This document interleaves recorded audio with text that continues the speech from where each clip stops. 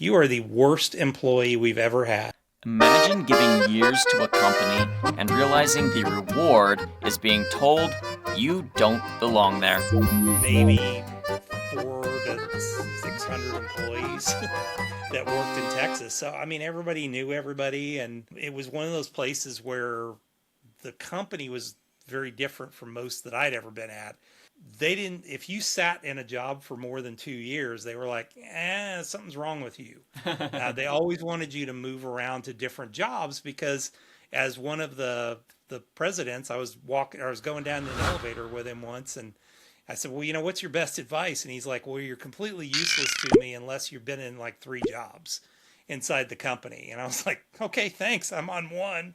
But he was like, until you have seen other parts of the company, you don't understand how it's put together. And so I need you to do that, and I need you to make moves like that. And so it was kind of an oddball company when it came to that. But as a result of that, I learned just everything there was to know about the finance industry, everything from mutual funds to financial planning to how service worked in the background and all that kind of stuff, and eventually finished up on the 401k side of the business before leaving and moving on to another company.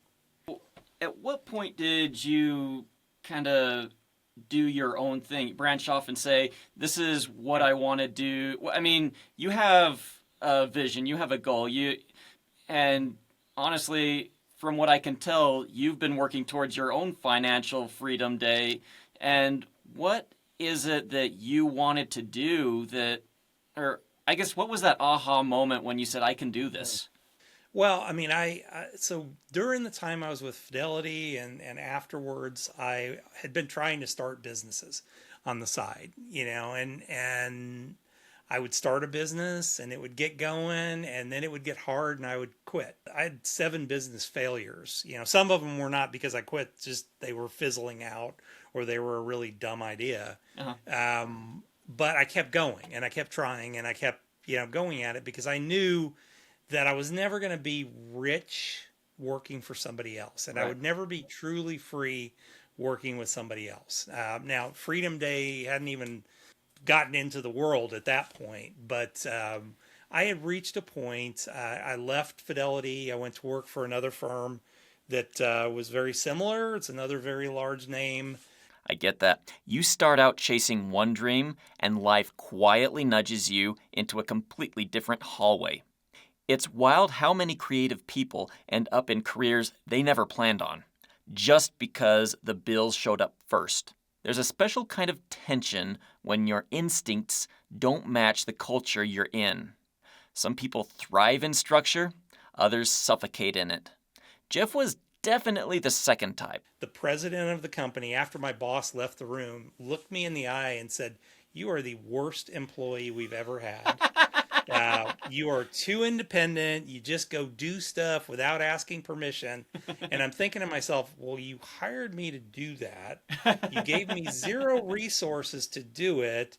And you basically, everybody else, all the other salespeople were getting leads, or they had a very specialty area that, they had connections for years. You basically just dumped me out into the market and said, go figure it out. And we're not going to give you any resources.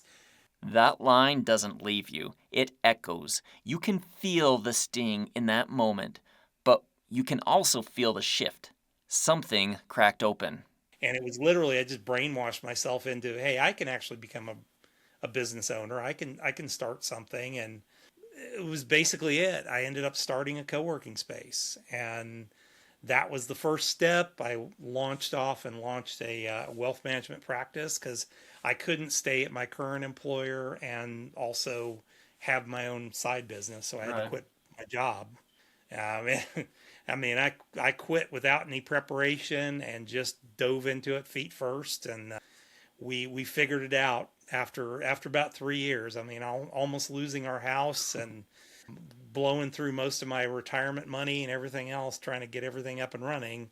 We eventually kind of figured it out, and then 10 years later, we're still alive. And I reached my freedom day a while back, but There's a point where planning stops helping and the leap becomes the only option. People wait for the perfect moment. Jeff jumped because the alternative felt worse. And that was the moment where I went off. I worked for another company that was kind of pseudo. It was a hybrid between starting your own business, but then being under a big firm. And did that for about a year and a half. Got kind of recruited away to go work for a small registered investment advisory firm. And that was kind of the aha moment.